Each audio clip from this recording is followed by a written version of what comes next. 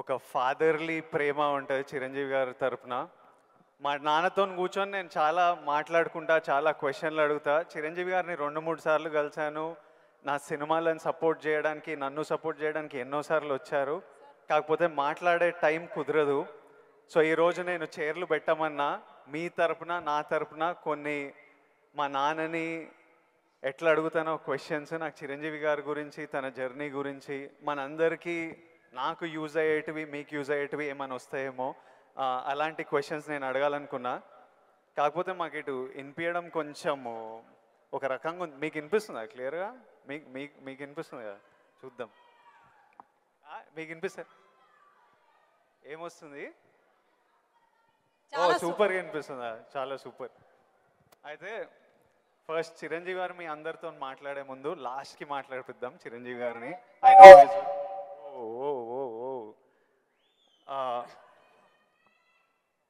First of all Chiranjeevi garu, we all love you. And అరే చిరంజీవి గారికి పద్మవిభూషణ్ వచ్చింది, అందరూ వేసుకోండి ఫస్ట్ ఆఫ్ ఆల్. మీకు తెలుసా అసలు ఇండిపెండెన్స్ వచ్చినప్పటి నుంచి ఇండియాలో ఒక 300 మందికి వచ్చింది పద్మవిభూషణ్.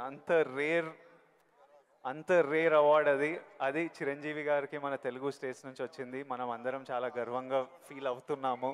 సో చిరంజీవి గారికి చప్పట్లు అందరికి. First of all let's celebrate. Thank you Vijay. ఇప్పుడు చిరంజీవి గారు, నేను క్వశ్చన్లకు వచ్చేస్తా. నాకు చాలా డౌట్లు ఉన్నాయి. ఫస్ట్ ఆఫ్ ఆల్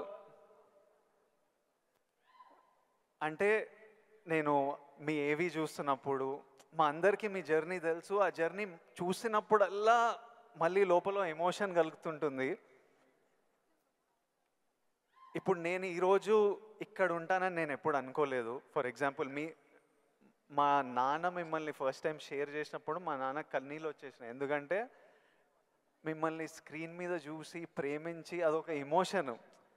ఎస్పెషలీ ఆ టైమ్స్లో అదొక విపరీతమైన ఎమోషన్. అలాంటిది మా కొడుకు వల్ల నేను చిరంజీవి గారితో స్టేజ్ మీద ఉన్నా, నన్ను కౌగిలించుకుంటున్నారు అన్నది ఇంటికి వచ్చిన తర్వాత కూర్చొని మాట్లాడుకునే ఎన్నో రోజుల మొన్నటి వరకు కూడా మాట్లాడుకునే ఇన్సిడెంట్ అది. అంత స్ట్రాంగ్ ఎమోషన్. సో నాకు తెలియదు, మా నాన్నకు తెలియదు మేము ఈరోజు ఇక్కడ ఉంటామని. మీరు ఎప్పుడన్నా ఊహించారా ఈరోజు మీరు మెగాస్టార్ చిరంజీవి అవుతారని? మీకు ఈ పద్మభూషణ్, పద్మవిభూషణ్, ఇంత గుర్తింపు, ఇంత ప్రేమ అవుతారని మీరు యంగ్ ఉన్నప్పుడు ఎలా ఆలోచించేవారు?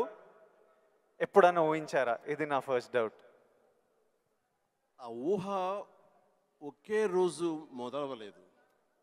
నా ఇంట్రెస్ట్ నేను అలా పెంచి పోషించుకుంటూ వెళ్ళే తరుణంలో నాకు కొన్ని విజువల్స్ అనేది నాకు కనపడుతూ ఉండేవి, ఊహించుకుంటుండేవాడిని. దానికి కారణం బహుశా నాకు చిన్నప్పుడు ఏర్పడిన చిన్న తారసపడినటువంటి చిన్న ఇన్సిడెంట్స్. నేను 10th క్లాస్లోను డిగ్రీల్లోనూ డ్రామాలు వేసినప్పుడు, కాలేజీ బెస్ట్ యాక్టర్ వచ్చినప్పుడు, స్కూల్ బెస్ట్ యాక్టర్ వచ్చినప్పుడు నేను నడుచుకుంటూ వెళ్తుంటే అందరూ ఇతనే ఆ సినిమాలో ఆ కథలు అవి ఆ నాటికలో చేసింది అది అని అందరూ పొగుడుతుంటే మొత్తం చాలా గర్వంగా ఉండేది. అది రుచి మరిగే నేను ఆ రకంగా నా మైండ్ సెట్ లేదా ఒక బీజం లాంటిది నాకు ఆ క్షణానే పడింది అనుకుంటాను నేను నటుడు అవ్వాలని. ఒక నటుడైతే ఇంతమంది అటెన్షన్ ఉంటుందా? మన కాలేజీ ఫస్ట్ వచ్చినా సరే ఇంతమంది మన ఇంకా చూడరే, అలాంటిది నటుడు అయితే సెలబ్రిటీ అయితే ఇంత ఇదిగా ఉంటుందా అన్నది అక్కడి నుంచి దాన్ని నర్చర్ చేసుకుంటూ పెంచి పోషించుకుంటూ అలా వచ్చిన అవకాశాలను సద్వినియోగం చేసుకుంటూ ఆల్వేస్ నా దృష్టి ఏంటంటే నేను ఎదురు నడుచుకుంటూ వెళ్తుంటే కొన్ని 100 మంది 1000 మంది నన్ను చూస్తారు, చూడాలి అంటూ అలా day after day, year after year పెరుగుతూ వచ్చినమాట వాస్తవం. సినిమాల్లోనే రాణించాలి, సినిమాల్లోనే ఉండాలి అంటూ నా ఇష్టదైవమైన ఆ ఆంజనేయ స్వామిని నేను స్మరించుకుంటూ, ఆయనతో సంభాషించుకుంటూ, ఆయనతో బేరసారాలు ఆడుతూ, నువ్వు నన్ను ఆ పొజిషన్ తీసుకెళ్తే నేను నీ కోసం ఈ త్యాగాలు చేస్తాను, నీ కోసం ఇంత క్రమశిక్షణతో ఉంటాను, నన్ను ఆ పొజిషన్ తీసుకువెళ్ళు అంటూ నిరంతరం ఆయనతో ఇంటరాక్ట్ అవుతూనే వచ్చేవాడిని.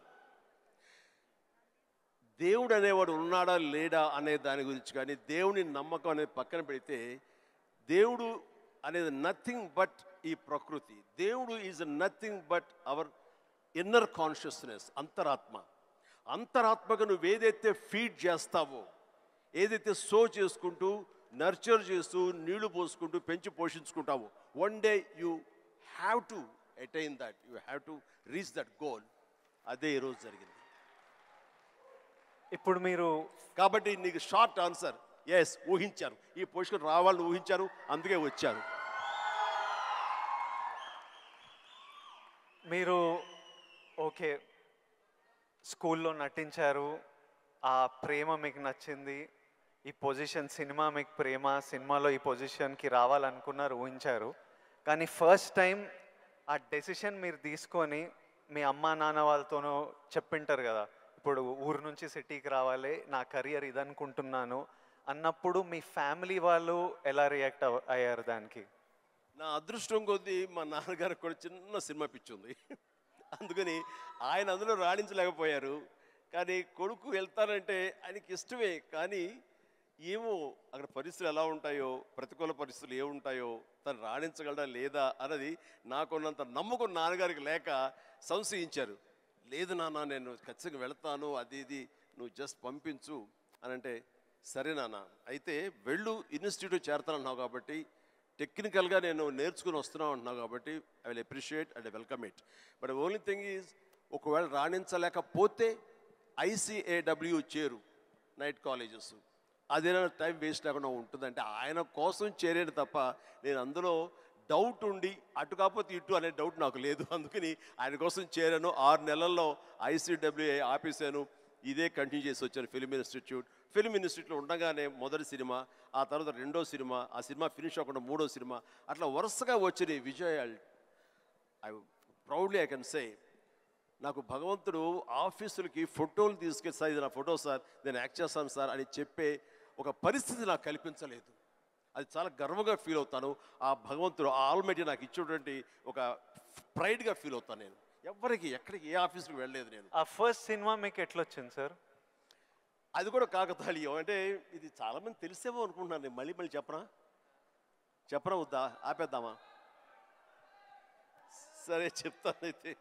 ఓకే, నేను ఇన్స్టిట్యూట్ చేరుతున్నాను 78 మేకి నా ఫిల్మ్ ఇన్స్టిట్యూట్ కోర్స్ అయిపోతుంది. 1978కి 77 ఇనీషియల్గా అంటే జనవరి ఆ ప్రాంతంలో నా స్నేహితుడు సుధాకర్ అని వాడు మంచి అవకాశం వచ్చింది. కానీ పునాది రాళ్ళు అనే సినిమాలో 5గురిలో ఒక వేషం చేయాల్సి వచ్చింది.